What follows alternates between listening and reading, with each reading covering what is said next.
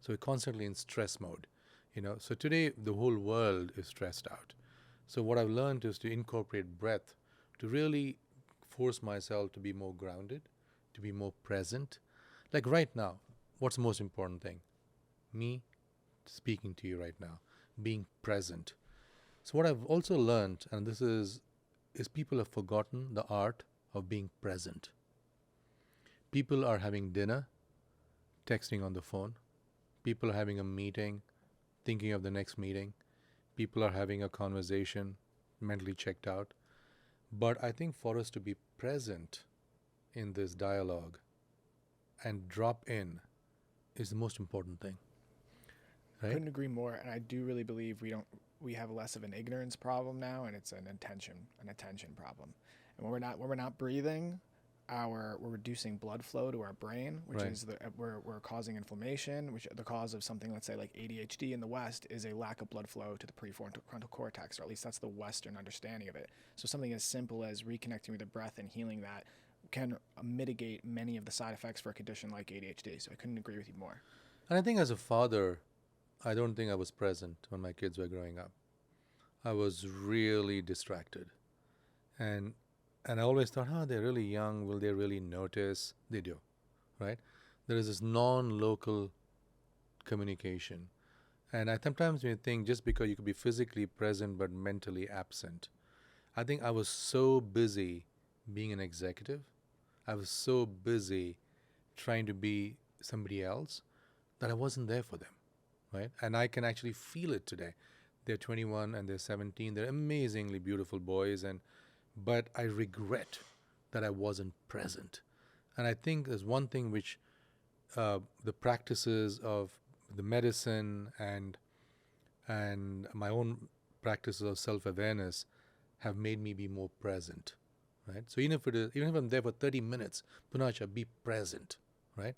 Then trying to be 30 minutes. And I think the world today has a presence problem, right?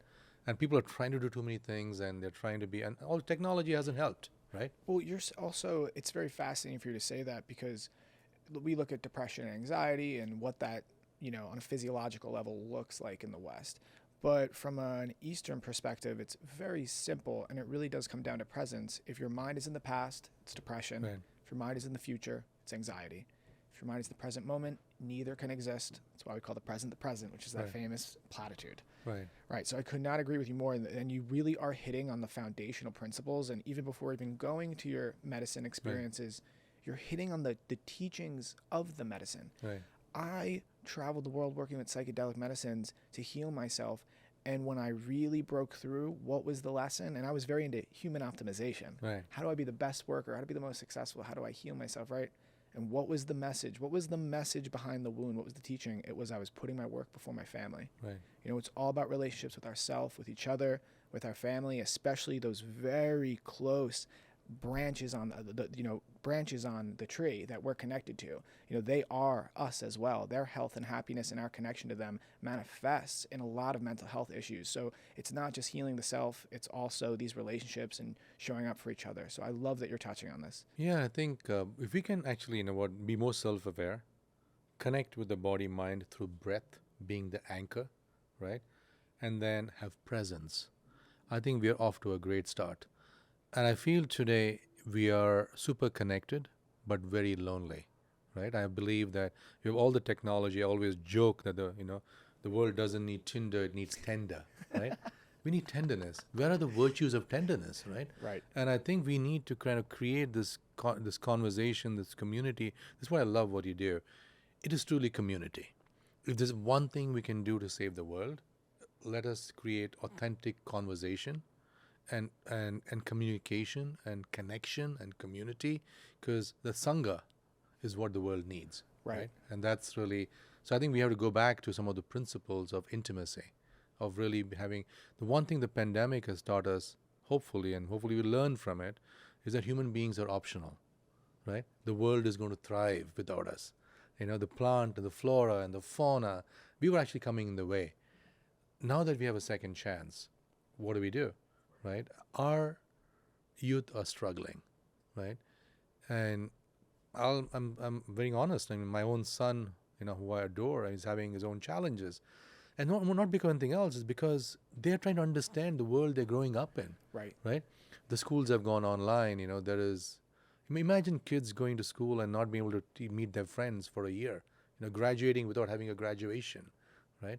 So these are extreme times in human history. So we have to come together to see how we can connect with ourselves. I love also bringing it back to connection, because if I really, out of everything I've learned in my life up to this point, it's all, if I had to break it into a binary for all illness, it's connection and disconnect. It's connection is, I say this a lot on the show, but if the river is flowing, no disease can form. As soon as it's blocked, disconnected from the rest of the water, it stagnates, disease forms. So keeping that flow of energy, keeping that connection. And it's interesting because we as a people have evolved to continually unconsciously create these technological advantages that have unconsciously disconnected us. And an example would be the shoe, right? We know the earth has an electromagnetic field. We are electromagnetic beings, and walking on the earth keeps you connected to the earth. You put a rubber sole on your shoe and it disconnects you, something like that. Go from a impersonal connection to a cell phone or a text message or social media, and just continue to put these layers of disconnect. And we see, breakthroughs in medicine and science and technology, but the mental, but our sickness is waning, and it starts to be like, well, this doesn't make sense. This is not how this should be going down. And I really truly believe it's just the further disconnect. It's like you said, we're alone together now with social media. And the fourth toolkit, I think, would be resilience. That I think we need to build the muscle of resilience, right? I think when I look at resilience, we have to embrace impermanence. Life happens, right? And how do we provide toolkits for resilience? And I use the example, I call it the ABC principle, right? When you're going through the deepest, darkest winter of your life, A is, what is your attitude, right? You have an attitude of gratitude. Is the glass half empty or half full? It's very important to have this attitude, right? And that gives you a different lens over what you're going through.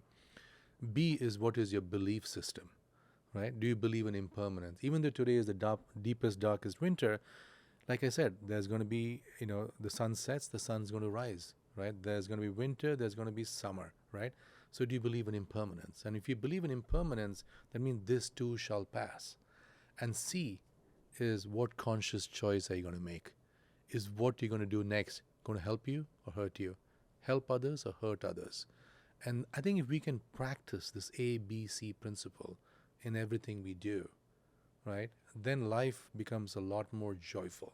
You realize that it's like, sometimes what I feel, and this is one of the revelations when I had through my own journey, is that life is supposed to be like a heartbeat. Life is supposed to be irregular. That is the beauty, right? If it was just sunlight all the time, it's not beautiful. If it's darkness all the time. So you need the peaks, ups and downs, right? Right. And look around. I mean, metaphors exist for a reason. Metaphors, we use something known to explain the unknown, which implies by its very nature of existence that there is something unknown. And if you look at sort of the mirror of our reality, like you said, night and light, right? Good and bad. There's if there's a choice, if both exist, then what do you choose to believe? You can choose to support both of them. There's a choice. There's a paradox at play. So we have a choice to choose our beliefs, to choose our attitude, to choose our actions. And that's really where the medicine and the healing comes. I do feel we first have to wake up to that we do have cultural programming we are unconscious to. So just becoming conscious of our unconsciousness, and then we can start to move into conscious consciousness, where we're doing the right thing, but we have to force it, like in a gratitude exercise. And then eventually, once we habituate it and we create these neural pathways, then we're moving into unconscious consciousness, where you don't even have to think about it. You are doing the right thing. You're eating the right way. You're having the right practice. You have healthy relationships with your family, healthy relationships with yourself. So I love everything you're saying. And I think Rumi says God's language is silence. Everything else is poor translation, right?